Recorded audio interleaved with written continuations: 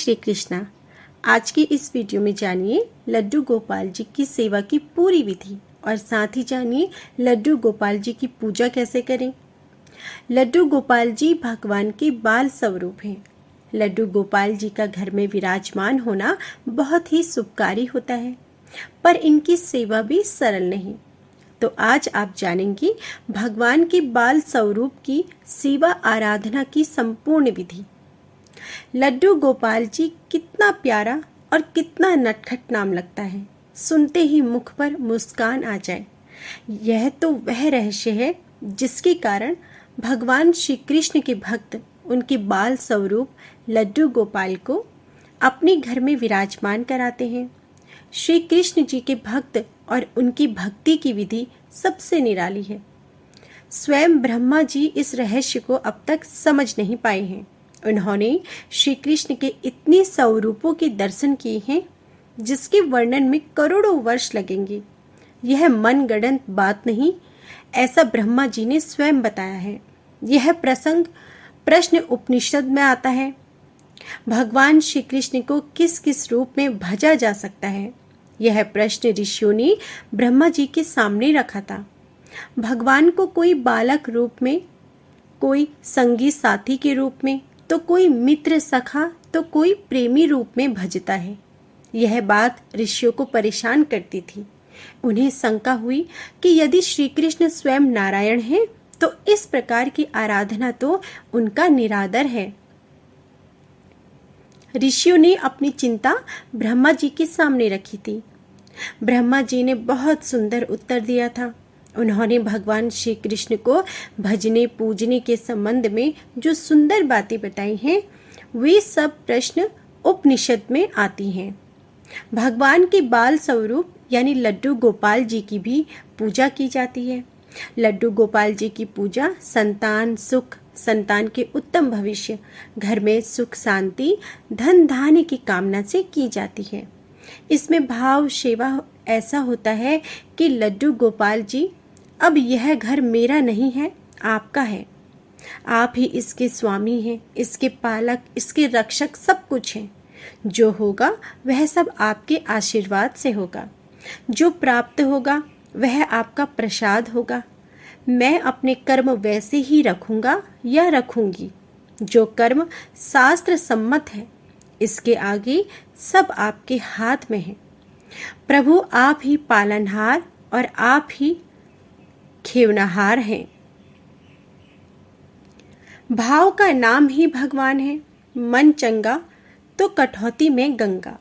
लड्डू गोपाल जी की सेवा तो भाव का शिखर बिंदु है, जहाँ भगवान का घर में प्रवेश ही इस भाव से कराया जाता है कि अब इस घर का मालिक कोई और हो गया है। जैसे मालिक का विशेष ध्यान रखना होता है, वैसे ही लड्डू गोपाल जी का विशेष ध्यान रखना होता है। अपने सामर्थ्य अनुसार घर में विराजमान लड्डू गोपाल जी की सेवा करनी चाहिए। भगवान को ताम झाम कभी नहीं चाहिए। हम उन्हें संसार का ऐश्वर्य क्या देंगे भला, उन्हें तो श्रद्धा प्रेम की तलाश है। जिस घर में लड्डू गोपाल जी का प्रवेश हो जाता है, वह घर लड्डू गोपाल जी का हो जाता है। और इसी भाव से लड्डू गोपाल जी का घर में अभिनंदन करें। मेरा घर का भाव मन से छोड़कर लड्डू गोपाल जी के घर का भाव मन में बिठा लेना चाहिए। जिस घर में लड्डू गोपाल जी आ गए, वहाँ पर मांस, मदिरा, जुआ आदि का प्रवेश नहीं होना चाहिए। इस नियम को नहीं मान सकते तो फिर लड्डू गोपाल जी को ना लाएं, अन्यथा भगवान कुपित हो जाते हैं।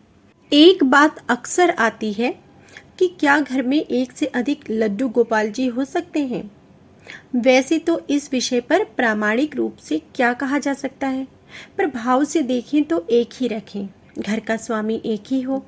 वैसे घर में एक से अधिक बच्चे होते हैं, इसलिए एक से अधिक लड्डू गोपाल जी का विराजमान होना कोई अनुचित है, ऐसा कहना शायद उचित ना हो। हाँ, कई बार ऐसा होता है कि परिवार के सदस्यों में आपसी प्रतिस्पर्धा या फिर आपसी खटपट के परिणाम स्वरूप एक से अधिक लड्डू गोपाल जी या कई बार किसी टोटके के रूप में लोग रख लेते हैं। यह उचित नहीं है। बाकी तो भगवान और भक्त के बीच का भाव है। जाकी रही भावना जैसी, प्रभु मूरत तिन्ही देखी तैसी। लड्डू गोपाल जी की जरूरतों का ध्यान भी परिवार के सदस्य की जरूरतों के अनुसार ही रखना चाहिए। उन्हें भी पर्व त्योहार आदि पर विशेष लाड़ प्यार चाहिए। लड्डू गोपाल जी की हर आवश्यकता का ध्यान रखें। लड्डू गोपाल जी की आवश्यकता का ध्यान रखने का अर्थ यह नहीं कि उनके लिए बहुत ताम झाम करने की जरूरत है। लड्डू गोपाल जी तो बालक भाव में हैं। उन्हें ताम झाम से क्या काम, उन्हें तो बस प्रेम चाहिए। लड्डू गोपाल जी को प्रतिदिन सुबह स्नान अवश्य कराना चाहिए। जैसा मौसम है आप उसके अनुकूल पानी हो, सर्दी हो तो गुनगुना पानी और गर्मी हो तो ठंडा जल, हो सके तो उसमें गुलाब जल भी थोड़ा डाल दें। स्नान कराने के बाद लड्डू गोपाल जी को साफ सुथरे वस्त्र पहनाएं। वस्त्र की रोज धुलाई होनी चाहिए। लड्डू गोपाल जी को चटक रंग पसंद है, उन्हें बन ठन के रहना भी पसंद है, ऐसा समझना चाहिए। लड्डू गोपाल जी के वस्त्र भी ऋतु के अनुसार होने चाहिए। सर्दियों में गर्म कपड़े और गर्मियों में हल्के सूती कपड़े। गर्मी से बचाव का प्रबंध भी होना चाहिए। लड्डू गोपाल जी बालक हैं, उन्हें खिलौने बहुत प्रिय हैं, जैसे हर बालक को होते हैं। लड्डू गोपाल जी के लिए खिलौने अवश्य लेकर आएं और उनके साथ समय निकालकर खेलें भी। जिस प्रकार आपको भूख महसूस होती है, वैसे ही लड्डू गोपाल जी को भी भूख लगती है। आपके घर के बालक जिस जिस समय भोजन की आशा रखते हैं, वैसे ही लड्डू गोपाल जी को भोजन, अल्प आहार आदि कराना है। बाल गोपाल को रोजाना 4 बार भोग लगाएं। भोग में सात्विक भोजन ही शामिल करें। कान्हा जी को माखन मिश्री काफी पसंद है, ऐसे में उन्हें माखन मिश्री का भोग लगाएं। इसके अलावा बूंदी के लड्डू, खीर और हलवे का भी भोग लगा सकते हैं। आप चाहें तो घर में पकने वाला सात्विक भोजन का भी प्रसाद चढ़ा सकते हैं। माना जाता है कि जिस तरह छोटे बच्चों को बार बार भूख लगती है, वैसे ही लड्डू गोपाल जी को भी भूख लगती है, इसलिए उन्हें समय समय पर भोजन कराना चाहिए। घर से बाहर यदि कुछ खा रहे हैं तो भोजन को प्रणाम कर कहें, पहले गोपाल जी आप भोग लगाओ, फिर मैं करूँगा। विनती करने के बाद कुछ पल विराम कर लें, फिर उस भोजन को लड्डू गोपाल जी का प्रसाद समझकर सप्रेम से ग्रहण करें। घर में यदि खाने पीने की कोई विशेष वस्तु आ रही है तो परिवार के सदस्यों की गिनती करते समय लड्डू गोपाल जी को भी गिनती में लें। उनके हिस्से का भी सामान आना चाहिए। लड्डू गोपाल जी को भी बाहर घुमाने समय समय पर अवश्य लेकर जाएं। उनका भी मन घर में रह के अकेला हो जाता है। सबसे बड़ी बात, लड्डू गोपाल जी से कोई ना कोई नाता अवश्य बनाएं। भाई, पुत्र, मित्र, गुरु, कोई भी नाता उनसे बना सकते हैं। जो भी नाता लड्डू गोपाल जी से आप बनाते हैं, उसे श्रद्धा और निष्ठा से निभाएं।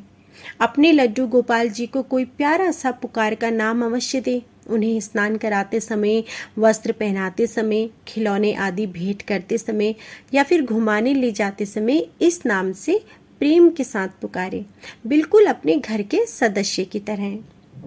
लड्डू गोपाल जी रूठते भी हैं। यशोदा मैया से वह अक्सर रूठ जाया करते थे और मैया घंटों मनाती तो मानते। यदि लड्डू गोपाल जी प्रेम प्रदर्शन नहीं करते रहेंगे तो वह रूठ जाएंगे। उनके साथ खेलें, घर के सदस्य की तरह प्रेम से भोजन कराएं।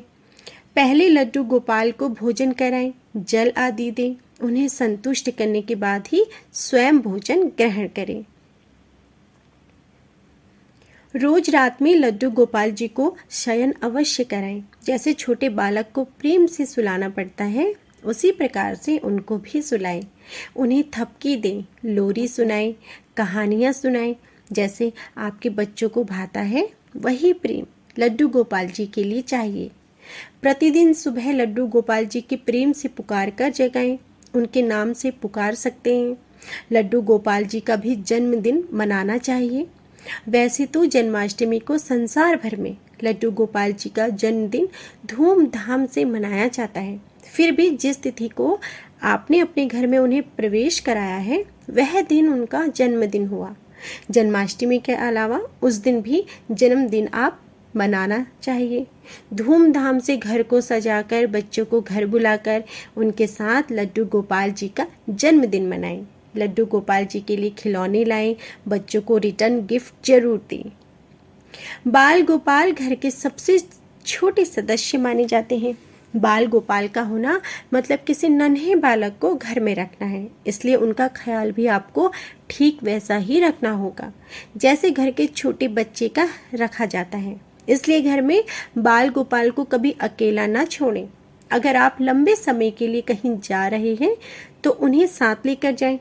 अगर संभव ना हो तो पड़ोसी या फिर अपने किसी रिश्तेदार को घर की चाबी और लड्डू गोपाल की जिम्मेदारी देकर जाएं। तो यह थी लड्डू गोपाल पर आधारित विशेष वीडियो। आपको यह वीडियो कैसी लगी? अपने विचार कमेंट बॉक्स में जरूर लिखिएगा। जय श्री कृष्णा।